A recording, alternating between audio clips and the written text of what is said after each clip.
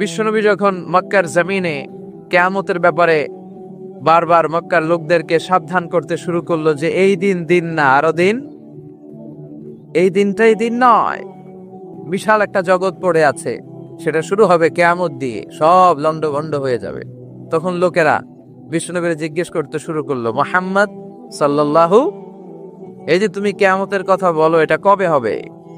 ইয়াসআলুনাকা আনিস সাআতি আইয়ানা মুরসাহা ফীমা আনতা মিন যিকরাহা ইলা রাব্বিকা মুনতাহাহা। সুবহানাল্লাহ পড়েন।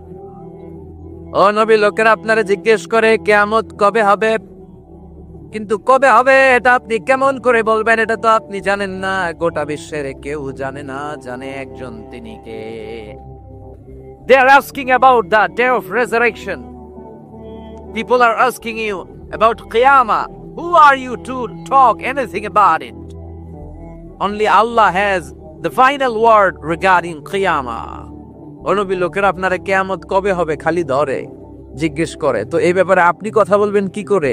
এই ব্যাপারে কোনো জ্ঞান তো আমি আপনাই দেইনি। কিয়ামত কবে হবে এটা জানি শুধুমাত্র আমি আল্লাহ। চিল্লায় বলেন ঠিক কিনা? বিশ্বনবী মক্কায় কিয়ামতের ঘোষণা দিলেন। বিশ্বনবী বললেন, এই পৃথিবী এরকম থাকবে না, সব ভেঙে চুরে খান খান হয়ে যাবে। আল কারিআতু মাল কারিআতু ওয়া মা আদরাকা মাল কারিআহ। বিকট একটা আওয়াজ হবে, ইসরাফিল যখন সিংহায় ফুৎকার দিবে, গোটা বিশ্বটারে মেসাকার করে দিবে কে? আবার বিশ্বনবী শোনাতে লাগলেন, ইযা জুলজিলাতিল আরদু জিলজালাহা ওয়া আখরাজাতিল আরদু আসকালাহা। বিশ্বনবী বললেন, সেদিন পৃথিবীটা কেঁপে উঠবে, মহা ভূমিকম্প হবে। জমিনের ভেতরে যা আছে, তেলের খনি, গ্যাসের খনি, স্বর্ণের খনি, সবকিছু জমিনটা বমি করে বের করে দিবে।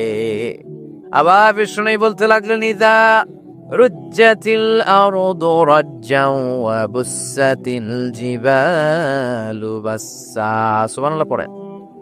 জমিনটা কেঁপে উঠবে, পাহাড়গুলো ভেঙে চুরে দুমড়ে মুচড়ে যাবে, গোটা বিশ্বটা কেঁপে উঠবে, সাগরের বুকে দাউ দাউ করে আগুন জ্বলবে। সেই দিনটা হচ্ছে কিয়ামতের দিন। বিশ্বনবীর মুখ থেকে বারবার বারবার বারবার এই কিয়ামত কিয়ামত শুনতে শুনতে কাফেরদের মনের ভিতরে ভয় ঢুকে গেছে। কাফেররা মনে মনে কয়, এই মুহাম্মদ তো কোনোদিন মিথ্যা কথা বলতে শুনি নাই। শুনছে? বিশ্বনবী ওনার পুরো জীবনে একটি মিথ্যা কথাও বলেছেন, একটি অসত্য কথাও তিনি বলেছেন। ওদের মনের ভিতরে ভয় ঢুকে গেছে, কিরে মুহাম্মদ যা বলে তাই তা হয়। এই যে মুহাম্মদ বারবার বারবার কিয়ামতের কথা বলতেছে, যদি সত্য হয়, যদি, চলো মুহাম্মদের জিজ্ঞেস করি যে এই যে কিয়ামতের কথা তুমি বলো, এটা কবে হবে? সুবহানাল্লাহ পড়বেন না? সবাই এসে জিজ্ঞেস করলো, মুহাম্মদ তুমি তো মিথ্যা বলো না, তুমি সত্যবাদী আর সাদিকাল আমিন, তুমি বলো কিয়ামত হবে, আমাদের জানতে বড় মন চায় কিয়ামত যে হবে, কিয়ামতটা কবে হবে? আল্লাহ তখনই আয়াত নাজিল করে বললেন, নবী ওরা জিজ্ঞেস করে কিয়ামত কবে হবে, কিন্তু আপনি বলবেন কেমনে? বলতে পারে একজন, তিনি কে? ইন্নাস সাআতা লাআতিয়াতুন লা রাইবা ফিহা ওয়ালাকিন্না আকসারান নাসি লা ইউমিনুন। আল্লাহ বললেন কিয়ামতটা হবেই হবে, এতে কোনো সন্দেহ নাই। সন্দেহ আছে নাকি? এটা কিন্তু ঈমানের সাথে সম্পৃক্ত। কিয়ামত যে হবে, আমাদের কারো সন্দেহ আছে? কারো সন্দেহ নাই। কারো কি এমন ক্ষমতা আছে যে কিয়ামতকে আটকায় দিবে? বলেন। পৃথিবীর কোন প্রধানমন্ত্রী, প্রেসিডেন্ট, পুলিশ প্রধান, র্যাবের প্রধান, বিডিআর, সেনাবাহিনী, Donald Trump, Barack Obama, George W Bush, Vladimir Putin, Narendra Modi, পৃথিবীর কেউ এই কিয়ামতকে আটকায় রাখতে পারে? অসম্ভব। কিয়ামত হবেই, কেউ কিয়ামতকে ঠেকায় রাখতে পারবে না। এটা হবে, কিন্তু কবে হবে কেউ জানে না, একজন ছাড়া। তিনি কে? ইন্নাল্লাহা ইনদাহু ইলমুস সাআহ। আল্লাহর কাছে আছে এই কিয়ামতের জ্ঞান, কেউ এই জ্ঞান রাখে না। সাইয়েদনা জিবরাইল বিশ্বনবীকে একবার প্রশ্ন করলেন, ইয়া রাসূলুল্লাহ সাল্লাল্লাহু আলাইহি ওয়াসাল্লাম, মাতাস সাআহ, এই যে আপনি কিয়ামতের কথা বলেন, এই কিয়ামতটা কখন হবে? বিশ্বনবী বললেন, মাল মাসউলু আনহা বিআ'লামা মিনাস সাইল। ও জিবরাইল, তুমি যেমনি জানো না, আমিও জানি না। সুবহানাল্লাহ পড়েন। যারা জিজ্ঞেস করা হয়েছে সে জিজ্ঞাসাকারীর চেয়ে ভালো জানে না, মানে তোমার যা দশা আমারও একই দশা, তুমিও জানো না আমিও জানি না, তো জানে কে? আবার এক সাহাবী বললেন, ইয়া রাসূলুল্লাহ মাতা সাআ, কিয়ামত কবে হবে? বিশ্বনবী কোনো উত্তর না দিয়ে আবার সাহাবীরে প্রশ্ন করলেন, বললেন ওয়া মাযা আ'দাত্তা লিস-সাআ, কিয়ামত কবে হবে জানার জন্য পাগল হলে কেন? কিয়ামতের জন্য তুমি কি প্রস্তুত করে রেখেছো? সাহাবী বলে, মা আ'দাত্তু লাহা শাইআন ইয়া রাসূলুল্লাহ, ইয়া রাসূলুল্লাহ আমি কিয়ামতের জন্য কিছুই প্রস্তুত করতে পারি নাই, ইল্লা আন্নী উহিব্বুল্লাহ ওয়া রাসূলুহু, তবে একটা জিনিস আছে, সেটা কি? সেটা হচ্ছে আমি আল্লাহরে আর আল্লাহর রাসূলরে বড় ভালোবাসি। বিশ্বনবী বললেন, ফাইন্নাকা মা আমান আহবাবতা, তুমি তো ভালো জিনিসে জোগাড় করেছো, জেনে রাখো তুমি যাদেরকে ভালোবাসো কিয়ামতের দিন জান্নাতে ঢুকে কিয়ামতের পরে জান্নাতে তাদের সাথেই তুমি থাকবা। যার সাথে যার ভালোবাসা তার সাথেই তার জান্নাত। চিল্লায় বলেন ঠিক কি না? তাহলে বুঝা গেল এই কিয়ামত হবেই, এই কিয়ামতরে কেউ ঠেকায় রাখতে পারে না। আর কিয়ামত কবে হবে এটা কেউ জানেও না, এমনকি জিবরাইলও জানতেন না। সাইয়েদনা জিবরাইল, এমনকি বিশ্বনবী মুহাম্মদ রাসূলুল্লাহ সাল্লাল্লাহু আলাইহি ওয়াসাল্লামও জানতেন না, জানে শুধু একজন, তিনি কে? কিন্তু অনেকে দেখবেন ইদানিং কালে বলে ফেলে যে অমুক সালে কিয়ামত, আছে না নাই? বই করে নাই এগুলা, হ্যাঁ? অনেক জায়গায় কিন্তু এরকম বলে 25 সালে কিয়ামত, 30 সালে, 35, 40, এটা বলার ক্ষমতা আপনারা দিয়েছে কে? এটা তো মিনাল উমুর আল গায়বিয়াত, অদৃশ্যের খবর। অদৃশ্যের খবর তো কেউ জানে না, কে জানে? অদৃশ্যের খবরের ব্যাপারে কিছু বলতে চাওয়া মানে অদৃশ্যের ব্যাপারে হস্তক্ষেপ করা, এটা কুফরি। কথা বলেন। এজন্য কিয়ামত কবে হবে এক্সাক্ট টাইম এটা আল্লাহ জানেন, বিশ্বনবীও জানতেন না। তবে বিশ্বনবী কিয়ামতের কিছু আলামত আমাদের সাথে শেয়ার করেছেন।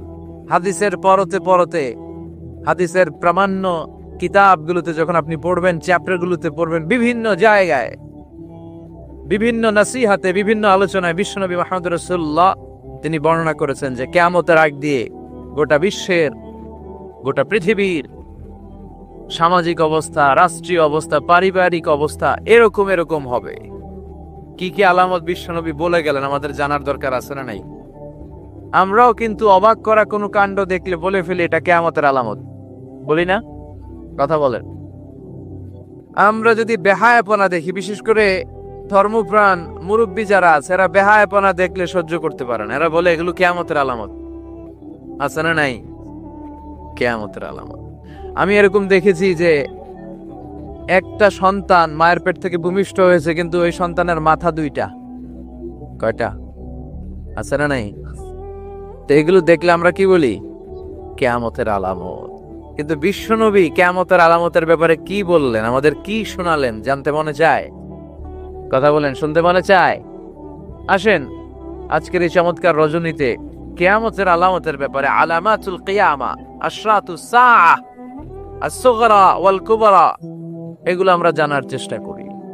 আপনি বিশ্বনবীর মুখনিসৃত এই বাণীগুলো যদি শোনেন যে কিয়ামতের আলামতের ব্যাপারে বিশ্বনবী কি বলেছে, শুনলে আপনার গা শিহরিয়ে উঠবে। আপনার মনে হবে বিশ্বনবী যেন এই একবিংশ শতাব্দীর দিকে তাকিয়ে তাকিয়ে বলে গিয়েছিলেন। মনে হবে যেন বিশ্বনবী বাংলাদেশের এই পরিবেশটা দেখে দেখে বলেছেন। প্রায় প্রতিটাই আমাদের সমাজের সাথে, আমাদের দেশের সাথে, আমাদের পরিবেশের সাথে খাপ খেয়ে যায়। কিয়ামতের আলামতগুলো দুই ভাগে বিভক্ত। একটু আওয়াজ করে উত্তর দিতে হবে, কয় ভাগ? একটা ছোট আলামত আর একটা বড় আলামত। চিল্লায় বলেন একটা, আরেকটা, আবার বলেন একটা, আরেকটা। বড় আলামত মোট 10টা। কয়টা?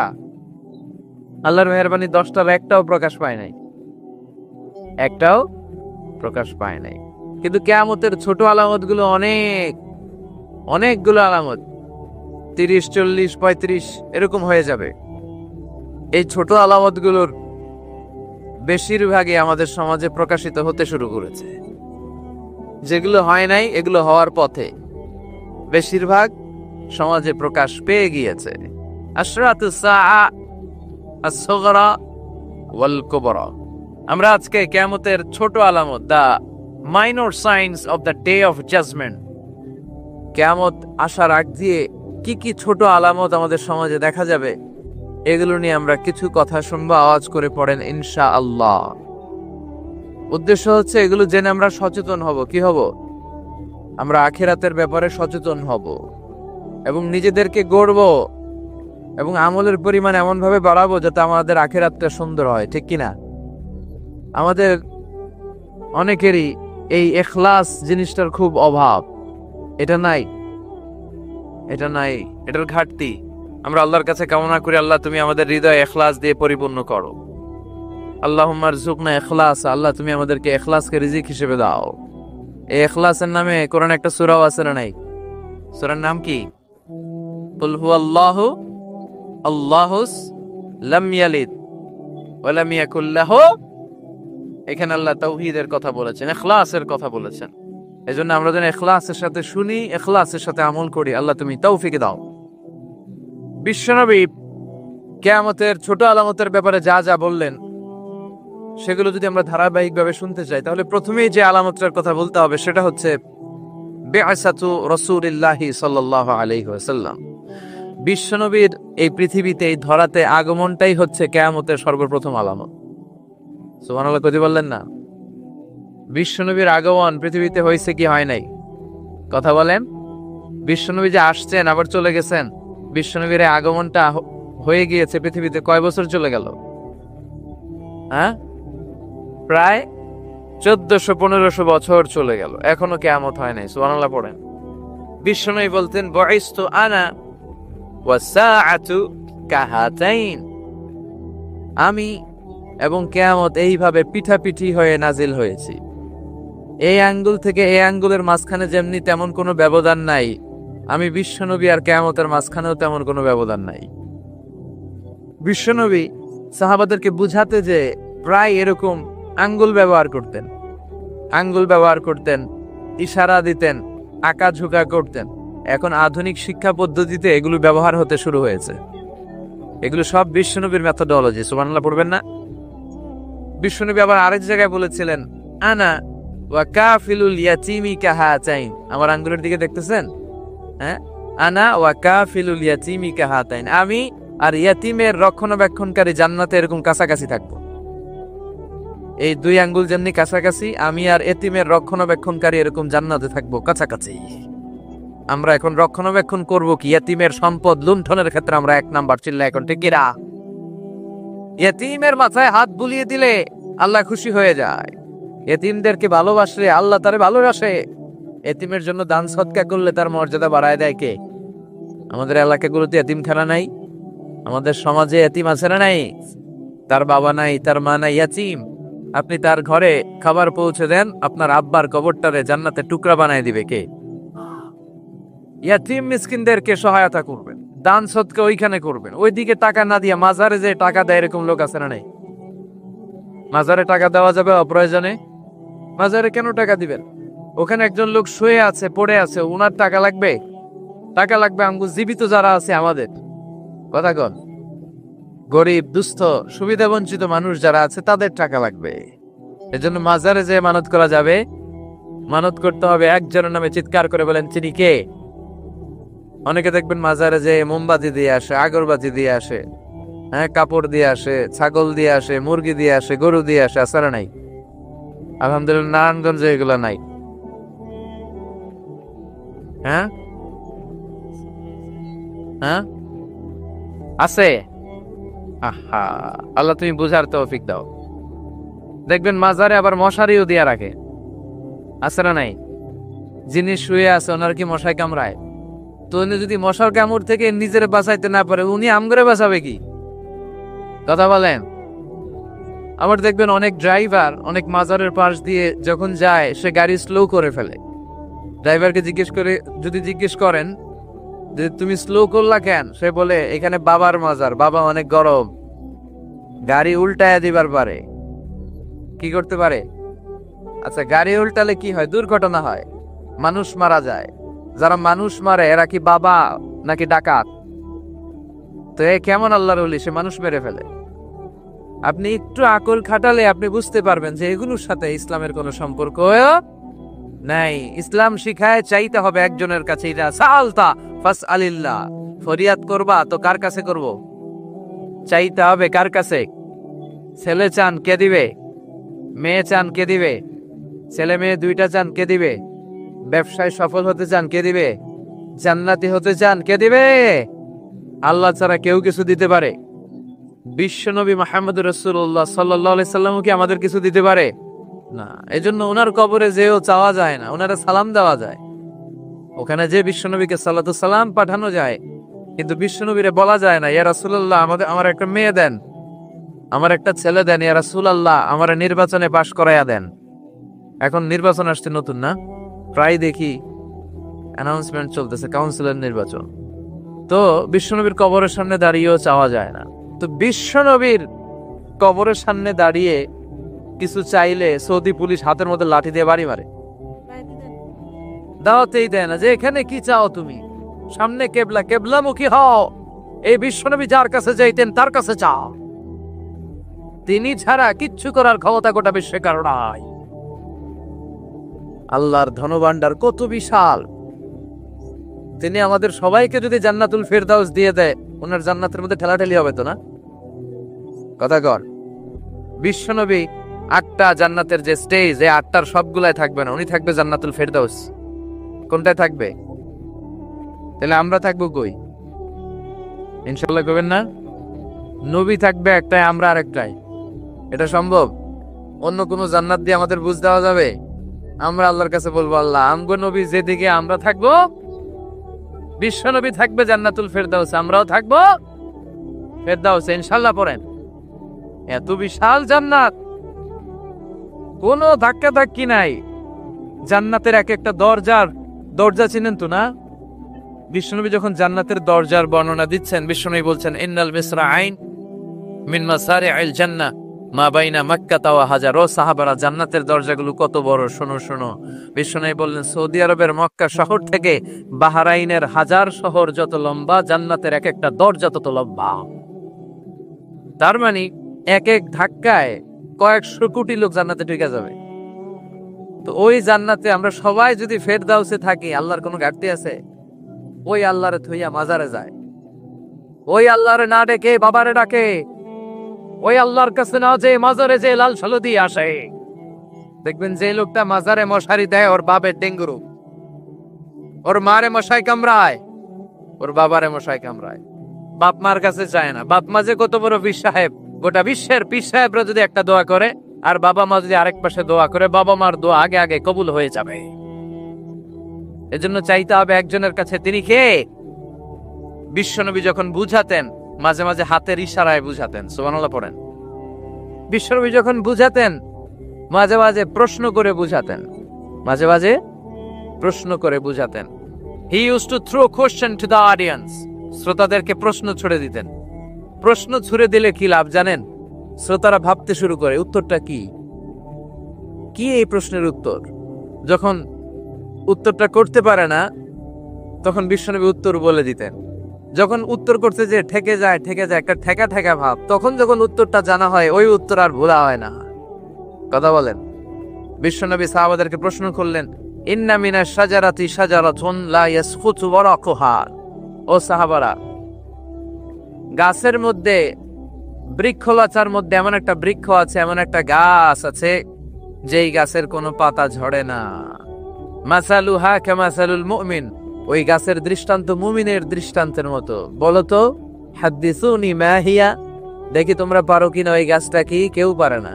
কেউ বলে ওই গাছ, কেউ বলে মরুভূমির ওই ক্যাকটাস গাছ, কেউ বলে ওই গুলমলতা, কেউ বলে ওইটা, কেউ বলতে পারে না। বিষ্ণু বললেন কারোটা হয়নি। ইন্নাহা নাখলা, এটা হলো খেজুর গাছ। সাহাবারা ভাবসারে খেজুর গাছ তো প্রত্যেক ঘরের পিছনে পিছনে, এটা ধরছে নাকি? ধরলে তো কঠিনটাই ধরবে।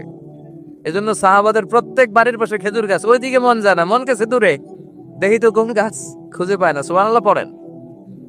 এই যে বিশ্বনবীর শিখানোর পদ্ধতি, education system, how to teach the children, আপনি ছাত্রদেরকে কিভাবে পড়াবেন, এটা বিশ্বনবী হাতে কলমে আমাদেরকে শিখিয়ে গিয়েছে। ওই মজলিসে আব্দুল্লাহ ইবনে উমর রাদিয়াল্লাহু আনহু আর ওনার বাবা উমরে ফারুক দুইজনই উপস্থিত ছিলেন। বাড়িতে যাওয়ার পরে ছোট্ট আব্দুল্লাহ ইবনে উমর সাইয়েদনা উমরে ফারুককে বলেন, আব্বা, বিশ্বনবী যে আজকে প্রশ্নটা করছিল, আমি কিন্তু উত্তর জানতাম।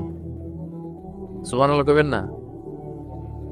উমরে ফারুক বললেন, বলো কি, তুমি জানতা যেটা খেজুর গাছ? আব্দুল্লাহ ইবনে উমর বলে, না আমি আবি, হ্যাঁ আমি জানতাম। তো বললা না কেন? তুমি যদি আজকে উত্তর দিতে পারতা, তাহলে আরবরা লাল কপালের উট পেলে অনেক খুশি হয়ে যায়। তিনি বললেন, লাল চাঁদওয়ালা উট পেলে মানুষ যেরকম খুশি হয়, আজকে তো আমি অত খুশি হইতাম, বিশ্বনবীর সামনে আমার বুকটা এত বড় হয়ে যেত যে আমার ছেলে উত্তর করতে পেরেছে। আব্দুল্লাহ ইবনে ওমর বললেন, আপনি আমার আব্বা, আশেপাশে চাচারা কেউ পারে না, আমি কেমনে কই? সুবহানাল্লাহ কইবেন না? দেখেন বিশ্বনবীর শিখানোর কত চমৎকার পদ্ধতি। তো সে পদ্ধতির অংশ হিসেবে বিশ্বনবী এরকম আঙ্গুল দিয়ে ইঙ্গিত করতেন আর বলতেন, আনা ওয়া কাফিলুল ইয়াতীমি কাহাতাইন, আমি এবং ইয়াতীমের যত্ন যারা করে তারা জান্নাতে একসাথে এইভাবে থাকবো। আবার কিয়ামতের বর্ণনা দিতে যে বিশ্বনবী বললেন, আনা ওয়া সাআতু কাহাতাইন, আমি আর কিয়ামত এরকম পিঠাপিঠি, আমার আর এই দুইটা আঙ্গুলের মাঝখানে যেমনি তেমন ব্যবধান নাই, আমি আর কিয়ামতের মাঝখানেও তেমন ব্যবধান নাই। চিল্লায় পড়েন আল্লাহু আকবার। তাহলে বিশ্বনবীর ঘোষণা অনুযায়ী কিয়ামতের প্রথম আলামত হচ্ছে বিশ্বনবীর স্বয়ং আগমন। এটা হয়েছে কি হয় নাই?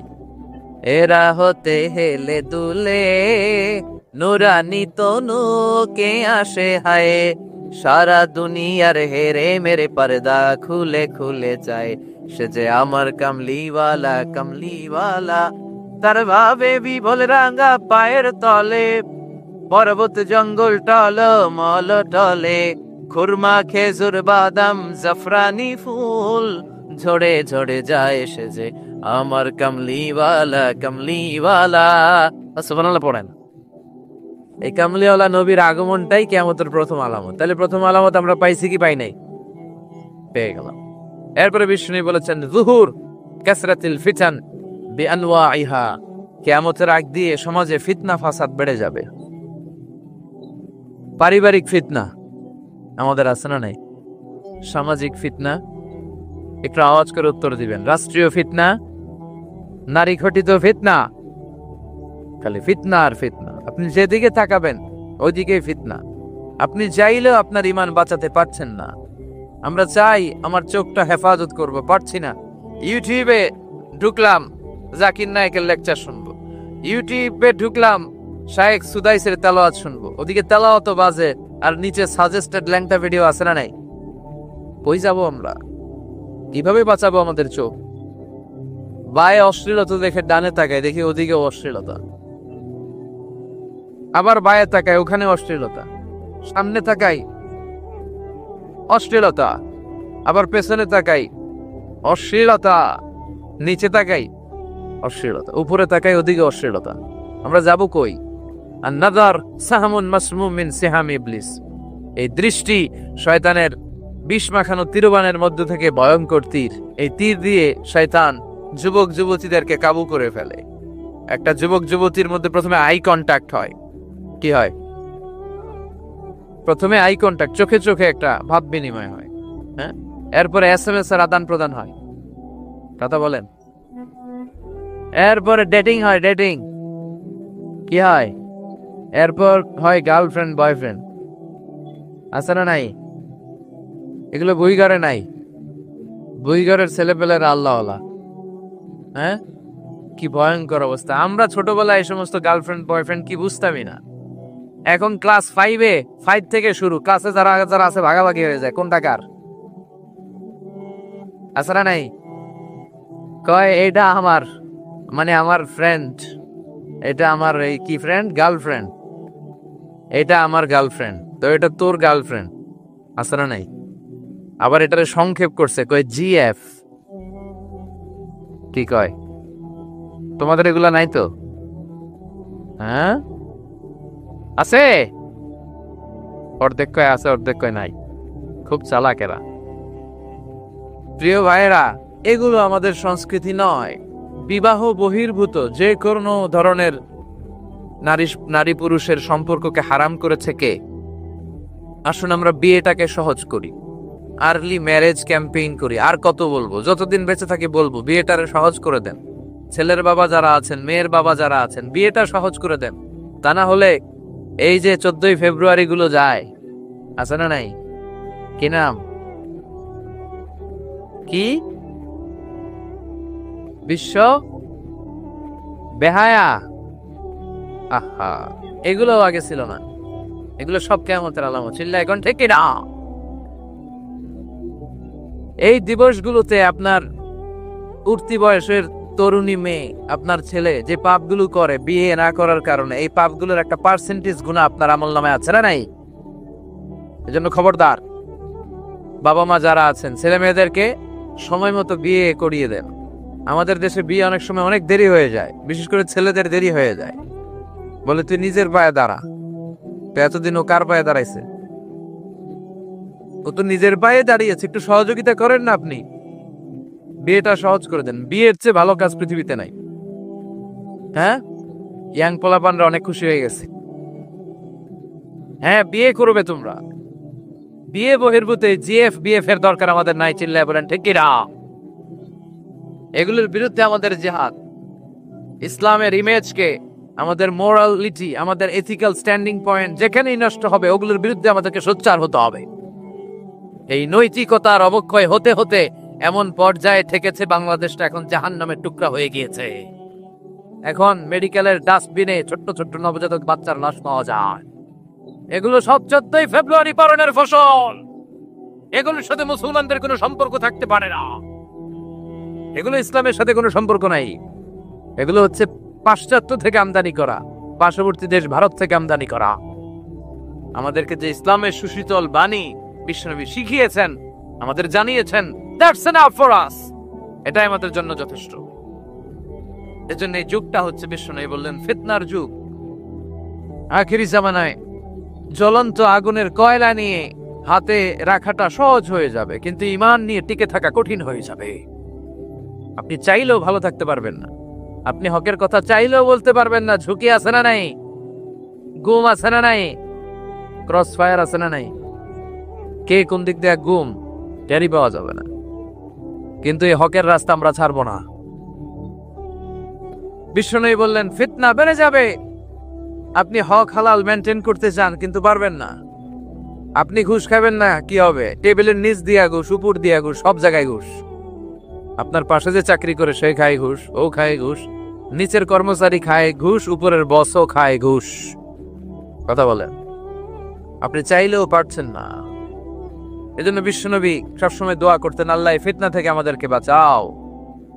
বিশ্বনবী পড়তেন, আল্লাহুম্মা ইন্না নাউযু বিকা মিনাল ফিতান মা যাহারা মিনহা মা বাচান। হে আল্লাহ, প্রকাশ্য অপ্রকাশ্য সব ফিতনা থেকে তুমি আমাদেরকে বাঁচাও। চিল্লায় পড়েন আমিন। আওয়াজ করে আমার সাথে পড়েন, আল্লাহুম্মা ইন্না নাউযু বিকা মিনাল ফিতান মা যাহারা মিনহা ওয়া মা বাচান। এর মানে হচ্ছে, হে আল্লাহ, প্রকাশ্য অপ্রকাশ্য, দেখা যায় দেখা যায় না, এরকম সব ফিতনা থেকে তুমি আমাদেরকে বাঁচাও। তাহলে এই যে বিশ্বনবী বললেন কিয়ামতের আগে ফিতনা বেড়ে যাবে, এই আলামতটা সমাজে আছে না নাই? আমাদের আশেপাশে ফিতনা আছে না? আচ্ছা, এরপর বিশ্বনবী বললেন, খুরুজ মুদ্দাঈন নুবুওয়া, কিয়ামতের আগ দিয়ে ভণ্ড নবী দাবিদার বেড়ে যাবে। বুখারীর বর্ণনায় বিশ্বনবী বললেন, ততক্ষণ পর্যন্ত কিয়ামত হবে না যতক্ষণ না 30 জন ভণ্ড নবী দাবিদার বেরোবে। ভণ্ড নবী দাবিদার, একটাও নবী না। কুল্লুহুম কাজ্জাবুন দাজ্জালুন, সবগুলো মিথ্যাবাদী, কাজ্জাব আর দাজ্জাল। বিশ্ব নবী হচ্ছেন সর্বশেষ নবী। আমার নবীর পরে আর কোন নবী আসবে? আমার রসুলের পরে আর কোন রসুল আসবে? এই কথাটা যারা মানবে না তার ঈমান থাকবে। মা কানা মুহাম্মাদুন আবা আহাদিম মির রিজালিকুম ওয়ালাকিন রাসূলুল্লাহি ওয়া খাতামান নাবিয়্যিন। মুহাম্মদ তোমাদের কোন ছেলেদের পিতা নয়, তিনি হলেন আল্লাহর রাসূল, তিনি হলেন শেষ রাসূল, খাতামান নাবিয়্যিন। সাইয়েদনা আদম থেকে শুরু করে নবী আসার যে ধারাবাহিকতা, এটা বিশ্ব নবীর মাধ্যমে এই চেইনটাকে কাট আপ করে দিয়েছে কে? আমার নবীর পরে কোনো নবী নাই। বিশ্বনবী বলতেন, লা নাবিয়্যা বা'দি ওয়ালা রাসূলা, আমার পরে নবীও নাই, রাসূলও নাই, তবে লাউ কানা বা'দি নাবিয়্যুন লাকানা উমর, আমার পরে যদি কেউ নবী হতো আমার সাহাবী ওমর নবী হয়ে যেত। বিশ্বনবী বললেন, এই মারামারিটা বেড়ে যাবে কিয়ামতের আগ দিয়ে। এখন দেখেন খালি মারামারি, কোপাকুপি। 2 টাকার টেম্পু বানালে একজন একজনের ভাই হলাইছে। কয় টাকার? নাউজুবিল্লাহ পড়বেন না? আল্লাহ এই ফিতনা থেকে তুমি আমাদের বাঁচাও। এরপর বিশ্বনবী বললেন, দিয়াউল আমানা, কিয়ামতের আগ দিয়ে আমানতের খেয়ানত হবে। এটা আমাদের সমাজে আছে না নাই? বিশ্বনবী বললেন কিয়ামতের আগ দিয়ে আমানতের খেয়ানত হতে থাকবে। ইদা দুইয়াতিল আমানাতু ফান্তাযিরিস সাআ। সাহাবারা প্রশ্ন ছুড়ে দিলেন, ইয়া রাসূলুল্লাহ মাতা সাআ, কখন কিয়ামত হবে? বিশ্বনবী বললেন ইদা দুইয়াতিল আমানা, যখন আমানতের খেয়ানত হবে তখন কিয়ামত হবে। সাহাবীরা আবার প্রশ্ন ছুড়লেন, কাইফা ইদাআতুহা ইয়া রাসূলুল্লাহ, হে নবী আমানতের খেয়ানত কেমন করে হবে? বিশ্বনবী বললেন ইদা উসসিদাল আমরু ইলা গায়রি আহলিহি ফান্তাযিরিস সাআ, যে লোকটা যেই চেয়ারে বসার যোগ্য নয় তাকে যখন ওই চেয়ারে বসিয়ে দেওয়া হবে তখনই কিয়ামত হয়ে যাবে। এরকম আমানতের খেয়ানত তো ভুইয়ারে নাই। ধরেন একজনরে আপনারা প্রধান বক্তা হিসেবে দাওয়াত দিলেন, জানে না কোরআন, জানে না হাদিস, জানে না বক্তৃতা, এটা কিয়ামতের আলামত না? এটা আমানতের খেয়ানত না? এই দেশে শিশু বক্তা আছে না নাই? কথা কন। আহা, এদিকে আর কি মানুষ হয়েছে, শিশু বক্তা হইলে 3 গুণ হবে, বিল্ডিং টিল্ডিং ভাঙ্গা, প্যান্ডেল ম্যান্ডেল খুললা, অবস্থা সারা। যত মানুষ, ও যে কি বলে ও নিজেও জানে না, কি যে জানে না ওইটাই জানে না। সবকিছুর একটা বয়স আছে। তোমাকে পড়াশোনা করতে হবে, তোমাকে ডিগ্রি অর্জন করতে হবে, তোমাকে জানতে হবে, তোমাকে বিশ্লেষণ করার, অ্যানালাইসিস করার ক্ষমতা রাখতে হবে। ছোট বাচ্চা যদি মুরব্বির মতো কথা বলে আমরা এটার বেয়াদব বলি। আপনারা বই করে কি বলেন? বেয়াদব। পাশে খতিব সাহেব হুজুর, এখানে হাফেজ সাহেব হুজুর, এখানে ইমাম সাহেব হুজুর, এখানে কামিল মাদ্রাসার প্রিন্সিপাল, এখানে জগৎ বিখ্যাত মুহাদ্দিস, আর সে বেয়াদবের মতো পায়ের উপর পা তুলে আঙ্গুল নাড়িয়ে নাড়িয়ে কথা বলে। এটা কিয়ামতের আলামত। এগুলো বন্ধ করেন, এগুলোর সাথে ইসলামের সম্পর্ক রাই। যারা কোরআনের কথা জানে, যারা আলেম, তাদেরকে দাওয়াত করেন, জ্ঞান গর্ভ আলোচনা করবে, আপনার জীবনকে উজালা করে দিবে কে? কিন্তু লোক জড়ো করার জন্য এগুলো করে। আহা, তাফসির মাহফিলের ভিতরে এই শো অফ, খালি লোক দেখানো মানসিকতা। কে আসলে বেশি লোক হবে এরা দাওয়াত করো। মাহফিল হইলে এরে লাগবে, ওরে লাগবে, এরে লাগবে। আমগো অবস্থা হালুয়া টাইট। 15,000 দাওয়াত ইনভাইটেশনের মধ্য থেকে 90টা প্রোগ্রাম রেখেছে এই বছর। 15,000। এটা কিয়ামতের আলামত না? সুবহানাল্লাহ কয়। আর এটা কিয়ামতের আলামত কেন? আমারে লাগবে কেন? আপনার এলাকায় মুহাদ্দিস নাই? আপনার এলাকায় মুফাসসির নাই? মিজানুর রহমান আজহারীকে লাগবে কেন?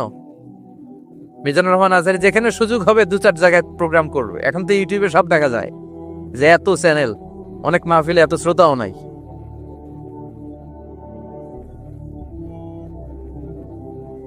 কথা কন। এখন কোথাও যেতে পারি না। আজকে এয়ারপোর্ট থেকে আসার পথে, এয়ারপোর্ট থেকে বের হইতে লাগতেছে আধা ঘন্টা। লোকজনের দাবি হচ্ছে হুজুর সেলফি তুলবো, সেলফি তুলবো, তাও বিভিন্ন অঙ্গভঙ্গি করে, এরকম মুখ বাঁকা করে, এরকম হাত বাঁকা করে। আমি বললাম কি স্টাইল? এটা গ্যাংনম স্টাইল। আছে না নাই? তো এগুলো লৌকিকতা যেন না হয়। এটা তো দিনের দাওয়াতের একটা সেক্টর, একটা প্ল্যাটফর্ম। এখানে বুইগরের যিনি সবচেয়ে বড় খতিব সাহেব হুজুর, উনি আসলেই চলবে। বড় আলেম উনি আসলেই চলবে। পাবনা জেলার বড় আলেম পাবনায় কথা বলবে, আর অন্যান্য জেলার যদি সুযোগ হয়। কিন্তু এমন ভাবে এটারে আমরা একটা আক্রমণাত্মক জায়গায় নিয়েছি। একটা ডেটের জন্য মানুষ সিআইপি ভিআইপি দিয়ে ট্রাই করে, এটা ঠিক না। এই টেন্ডেন্সি থেকে আমরা যেন বেরিয়ে আসি। আমরা, আমাদের দরকার ইখলাস। কি দরকার? ইখলাসের বড় অভাব। আবার মাহফিলে গেলে আমাদেরকে অনেক ক্রাইটেরিয়া দেয়, বলে হুজুর আপনার কিন্তু আজকে কাঁপাইতে হবে। আমি আসছি কোরআন থেকে কথা বলতে, এখানে কাঁপাকাঁপি হলে তো ভূমিকম্প হয়ে যাবে। কথা বলেন। আবার বলে হুজুর আপনার কিন্তু আজকে জমাই দিয়া যাইতে হবে। কি করতে হবে? জমাইতে হবে। তো এগুলোর সাথে ইখলাসের কোনো সম্পর্ক আছে? আবার বলে হুজুর কেউ যেন না ওঠে, আপনার কিন্তু ধরে রাখতে হবে, মানে আমনে করে সবাইরে ধরে রাখতে হবে পাও ধরে। তো থাকেন, এগুলোর সাথে হেদায়েতের কোনো সম্পর্ক। এজন্যই তো সমাজে হেদায়েত নাই। মাহফিলের পরে মাহফিল হয়, ফজরের নামাজটা ঠিক মতো হয় না। হেদায়েত শূন্য, হেদায়েত নাই, ইখলাস নাই। কি উদ্দেশ্যে শুনতেছি এটা যেন খেয়াল করে আমল করতে পারে, এই টেন্ডেন্সিটা নাই। আসুন আমরা একটু থামি। স্টপ, থামেন, অনেক হয়েছে। আর না, ইসলাম কি বলে, কি শিখাতে চায়, কি বুঝাতে চায়, ওইটা বুঝার চেষ্টা করেন, ওইভাবে মানার চেষ্টা করেন। কে কি বললো দেখার দরকার নাই, এত লোক জড়ো হওয়ার দরকার নাই। আজকে যদি চ্যানেল একটাও না থাকতো, 10 জন বসে যদি আমার কথা শুনতো, কোনো সমস্যা আছে? কথা বলেন। এই জন্য হেদায়েতটা সবচেয়ে বেশি জরুরি, ইখলাসটা জরুরি, আল্লাহর প্রতি ভয়, আস্থা, ভালোবাসা, এটা বেশি জরুরি। আল্লাহ তুমি ইখলাস দিয়ে আমাদের হৃদয়টাকে পূর্ণ করো। তাহলে এই যে যে লোক যে চেয়ারে বসার যোগ্য না, ওই লোক যদি ওই চেয়ারে বসে, কিয়ামতের আলামত আছে না নাই? চেয়ারম্যান হওয়ার যোগ্যতা যদি না থাকে, যদি চেয়ারম্যান হয়ে যায়, হ্যাঁ, সাইয়্যিদুল কওমি খাদিমুহুম, নেতা হবে তারা যারা মানুষকে খেদমত করবেন। খেদমত করার জন্য 1.5 কোটি টাকা খরচ করে চেয়ারম্যান ইলেকশন করে, 5 কোটি টাকা। এগুলো কেন? এই ট্রেডিশন দেশে আসলো কেন? উনি টাকা খরচ করবে কেন? ওনার চা খাওয়ানো আর সিগারেট খাওয়ানো লাগবে কেন? উনি তো আমাদের খাদেম হওয়ার জন্য আসছে। উনি জনপ্রতিনিধি হয়ে দাঁড়াবে, যাকে আপনারা পছন্দ করবেন ভোট দিবেন না। হাজার হাজার কোটি টাকা, শোডাউন, সব আছে না নাই? কিয়ামতের আলামত। মসজিদের সভাপতির সাথে মসজিদের কোনো সম্পর্ক নাই, আছে না নাই? সব সভাপতিকে আমি এক পাল্লায় মেপে দিচ্ছি না, বেশিরভাগের এই অবস্থা। ভালো 2-1 জন আছে, আমি জেনারেলাইজ করছি না। সভাপতি তো হবেন তিনি যার সাথে মসজিদের দরদ বেশি, মায়া বেশি, মসজিদে যায় বেশি, ঠিক কিনা?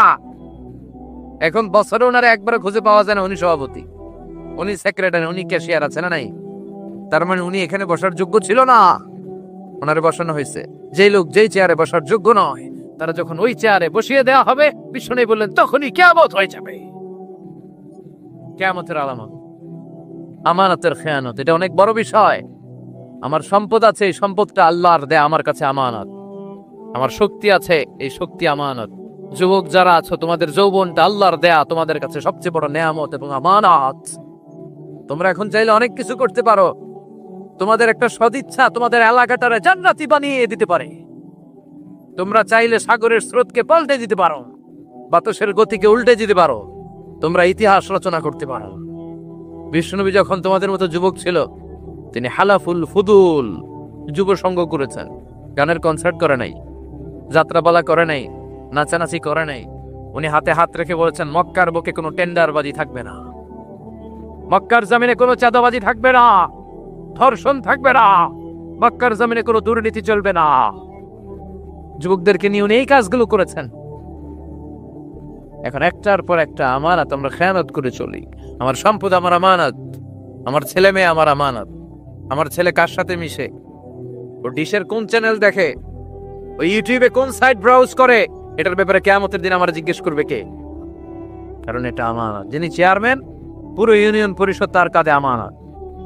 যিনি এমপি, ওনার এলাকায় কি ঘটে না ঘটে এটা খোঁজ খবর নেওয়া তার আমানত। মেম্বার অফ দ্য পার্লামেন্ট যিনি আছেন এই এলাকার, তার এলাকায় যদি ইয়াবার আড্ডা বসে, গাঞ্জার আসর বসে, এটার দায়ভার তিনি এড়াতে পারেন না। তার এলাকায় ধর্ষণ হলে এটার দায়ভার তিনি এড়াতে পারেন না। এটা তো আমানত। যিনি মন্ত্রী, পুরো মন্ত্রণালয় এটা তার কাছে আমানত। যিনি মাননীয় প্রধানমন্ত্রী, আমার 56,000 বর্গ মাইলের প্রতিটা ইঞ্চি মাটি তার হাতে আমানত।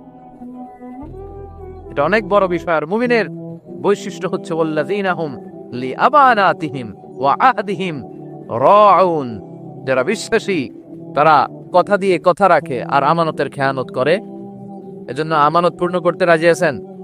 যেখানেই আমানত নষ্ট হবে সেখানেই কিয়ামতের ভয় আছে না নাই? দেখেন বিশ্বনবী কত চমৎকার করে দার্শনিকের মতো বলে গেলেন, যাই বলে গেলেন তার পুরোটাই সমাজের সাথে মিলে যায়।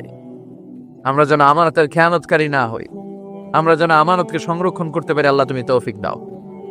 এরপর বিষ্ণু বললেন, আত-তাতাউল ফিল বুনিয়ান, কিয়ামতের আগে বড় বড় টাওয়ার বানানোর প্রতিযোগিতা শুরু হয়ে যাবে। আছে না নাই? আজকে নারায়ণগঞ্জে ঢুকে, এটা যে নারায়ণগঞ্জ, যেটা আমি চিনতেই পারতেছি না। এত সুন্দর হাইওয়ে, এত বিল্ডিং, বিশাল বিশাল টাওয়ার, আগে ছিল এগুলো? কথা বলেন। আরব বিশ্বে দেখবেন বুর্জ আল খলিফা, জমজম টাওয়ার, এই টাওয়ার ওই টাওয়ার, একটার পর একটা টাওয়ার। বিষ্ণু বললেন, কাবার পাশে যে পাহাড়গুলো আছে, শুনতেছেন? মনোযোগ আছে? কষ্ট হচ্ছে না তো?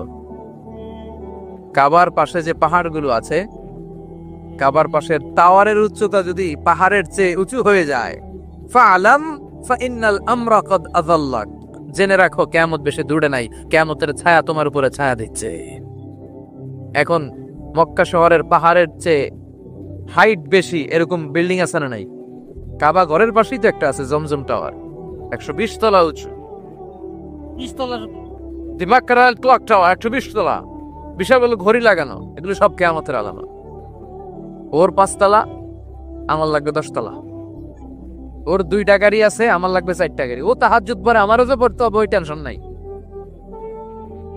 ওর মেয়ে হেজাব পরে, আমার মেয়েটারও হেজাব পরাবো, ওই চিন্তা নাই। ওর ছেলে নামাজে যায়, আমার গাঞ্জা খোট্টারও নামাজি বানাবে, এই টেনশন করে না। খালি সম্পদ কেমনে বাড়াবে, দুনিয়াবি চিন্তা। এই পৃথিবীটা একটা ধোকা।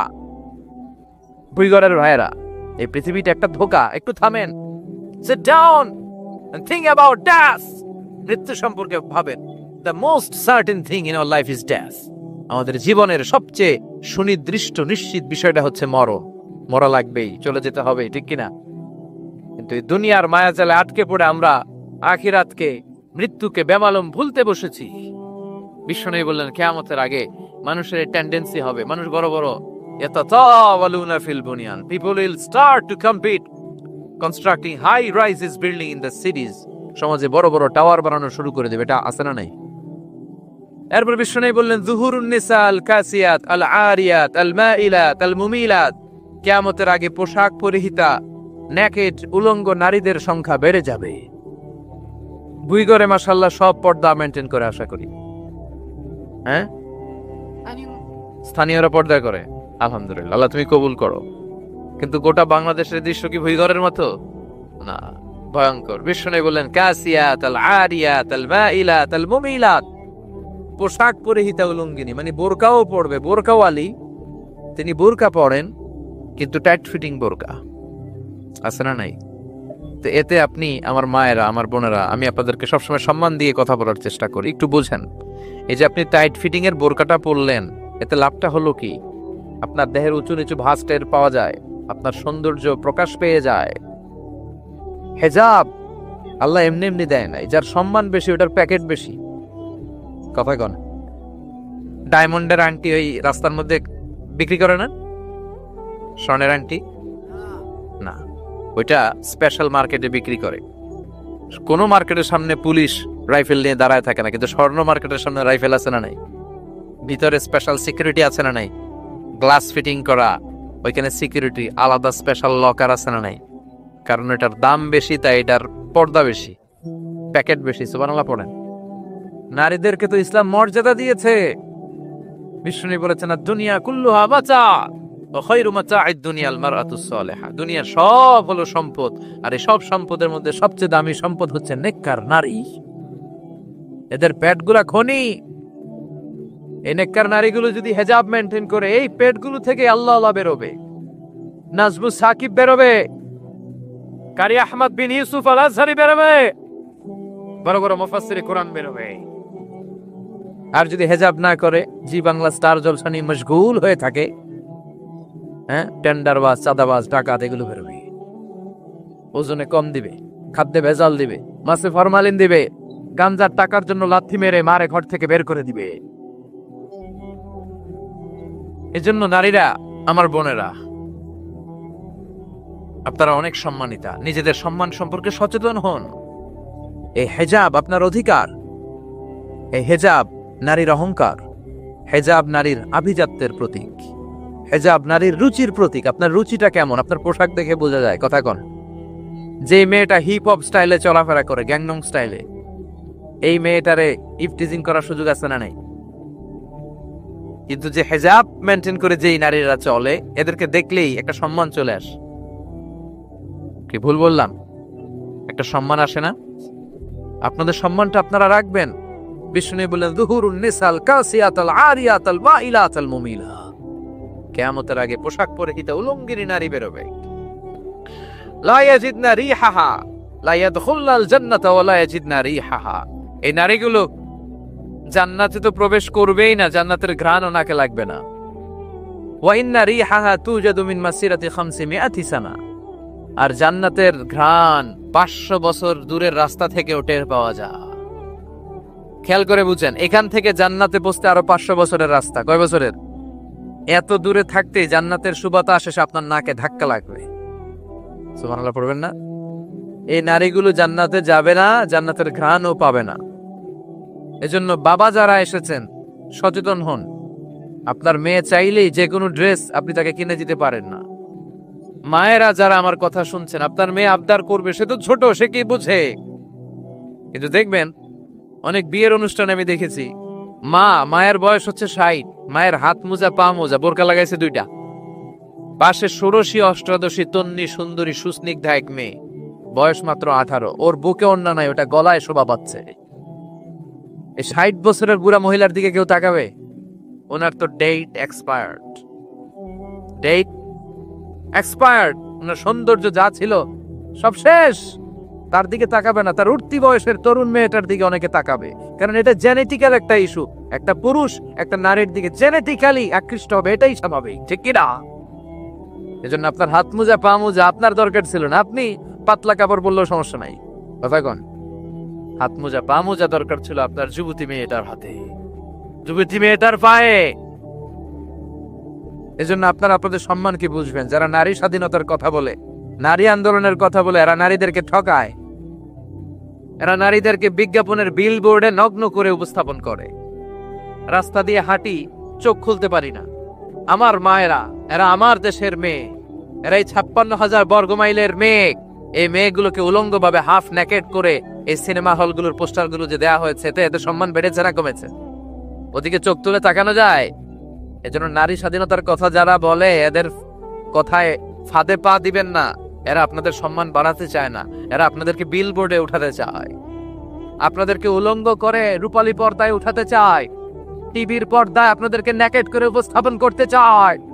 এদের ঘরেই নারীরা বেশি নির্যাতিতা হয়, এদের কাজের মেয়েরাই বেশি নির্যাতিতা, আর সুযোগ পেলে এরা ধর্ষণে সেঞ্চুরি করতে দেরি করে না।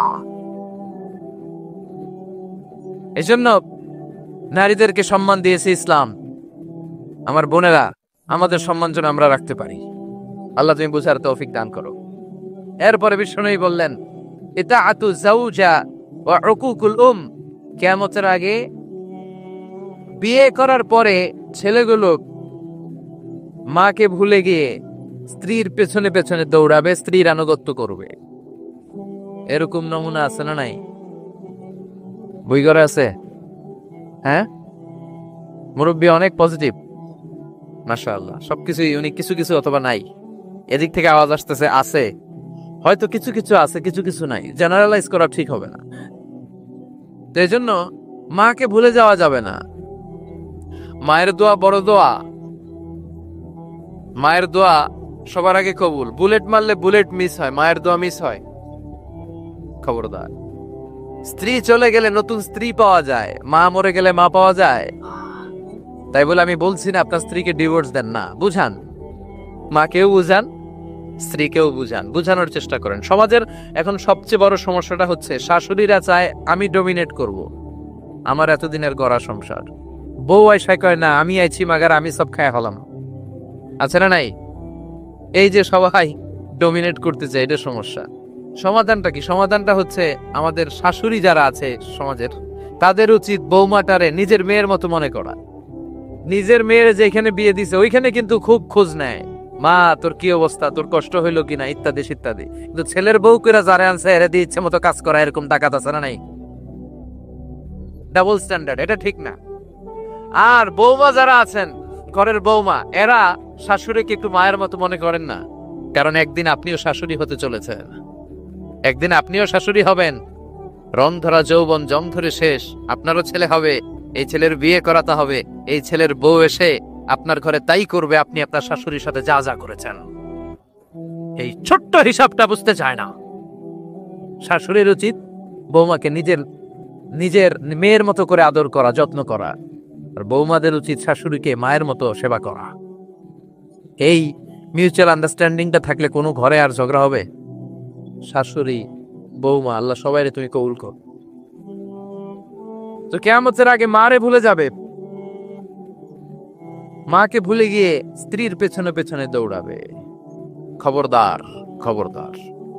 আপনি নামাজি হতে পারেন, মুসল্লি হতে পারেন, হাজী সাহেব হতে পারেন, কিন্তু মা যদি বদদোয়া দেয় আপনার সব শেষ, দুনিয়াও শেষ, আখিরাতও শেষ। মায়ের মর্যাদা বাবার চেয়ে 3 গুণ বেশি। হামালাতহু উম্মুহু, কারণ বাবা পেটে ধরে নাই, পেটে ধরছে কে? ওয়াহানান আলা ওয়াহান, 8 মাস 10 মাস এই বোঝাটা বাবা বহন করে নাই, করলো কে? ফিসালুহু ফি আমাইন, 2 বছর বাবা দুধ খাওয়ায়নি, দুধ খাওয়ালো কে? মায়ের এক ধার দুধের দাম কাটিয়া গায়ের চাম, পাপস বানাইলেও ঋণের শোধ হবে না, এমন দরদি ভাবে কেউ হবে না আমার মাহাগো। ঠিক কিনা? লাউ কাতা'তা জিলদাক, আপনার গায়ের চামড়া কেটেও যদি মায়ের পায়ের জুতা বানিয়ে দেন, কি বানিয়ে দেন? কি দিয়ে?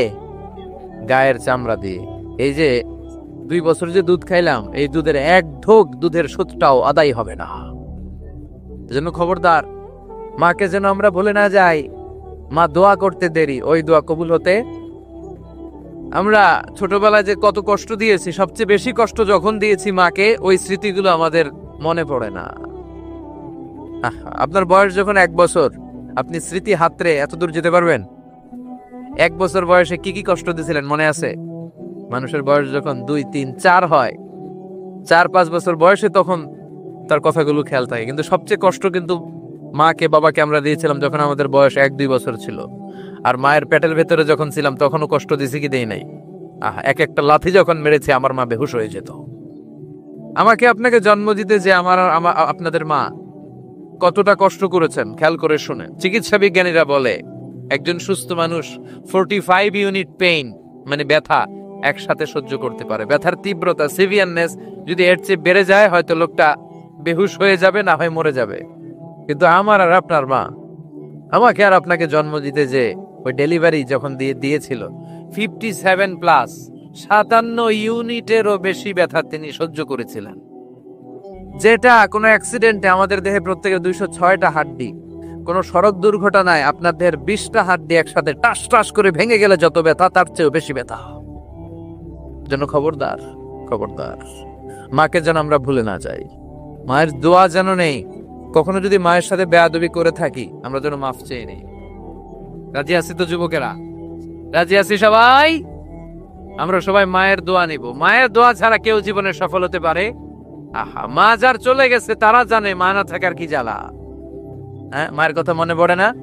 যখন রাত্রি নিঝুম, এই চোখে ঘুম, একলা শূন্য ঘরে, তোমায় মনে পড়ে মাগো, তোমায় মনে পড়ে, জানি তোমার দোয়া পেলে উঠব সকল বাধা ঠেলে, তোমার দোয়া সকল কাজে ঝরছে মাথায় পড়ে, তোমায় মনে পড়ে মাগো, তোমায় মনে পড়ে, যখন রাত্রি নিঝুম, এই চোখে ঘুম, একলা শূন্য ঘরে, তোমায় মনে পড়ে মাগো, তোমায় মনে পড়ে। ঠিকিরা? আমরা যারা মা হারা, বাবা হারা, আল্লাহর কাছে আমরা কামনা করি, আল্লাহ আমাদের বাবা মাকে তাদের কবরগুলোরে তুমি জান্নাতের টুকরা বানিয়ে দাও। তো বিশ্বনবী যেটা বললেন এটাও আমাদের সমাজে পাওয়া যাচ্ছে, ঠিক কি না? এরপর বিশ্বনবী বললেন যুখরুফাতুল মাসাজিদ ওয়াত তাবাহি বিহা, কিয়ামতের আগে মসজিদ নিয়ে অহংকার শুরু হয়ে যাবে। মসজিদ নিয়ে দলাদলি, ভুই ঘরে মাশাআল্লাহ এগুলো নাই। ওই মসজিদ টাইলসের মসজিদ, আমরা এসি লাগামো, ওইটাতে 3 তালা করছে আমরা 5 তালা করবো, ডিজাইন করব এগুলা, কিন্তু আমরাও যে নামাজ পড়বো এই চিন্তা নাই। কথা কোন? মসজিদের সৌন্দর্য হচ্ছে মুসল্লি দিয়ে, কি দিয়ে? কিন্তু আমাদের মসজিদগুলো মুসল্লি শূন্য। ফজরের সালাতে বেহাল দশা, কথা বলেন। জোহরের সালাতে বেহাল দশা, আসরের বেহাল দশা, মাগরিবে একটু বাড়ায় আসে আবার বেহাল দশা, কথা বলেন। এজন্য মসজিদে গিয়ে সালাত পড়তে হবে। মসজিদ নিয়ে বাড়াবাড়ি করা যাবে না, দলাদলি করা যাবে না। মসজিদকে আমরা এত ডিজাইন করি, এটাও নিষেধ। মসজিদের সামনের দেয়ালে ঘড়ি টড়ি, লাইটিং ফাইটিং এগুলো যত কম দেয়া যায়, তাহলে দৃষ্টিটা ওইদিকে যাবে না। লাইট টাইট সবকিছু পেছনে হবে। যার ঘড়ি দেখা দরকার পেছন থেকে দেখে নেবে, সামনের জায়গাটা হবে ফ্রেশ। কিন্তু এরকম মসজিদ বাংলাদেশে খুঁজেই পাওয়া যায় না, কথা বলে।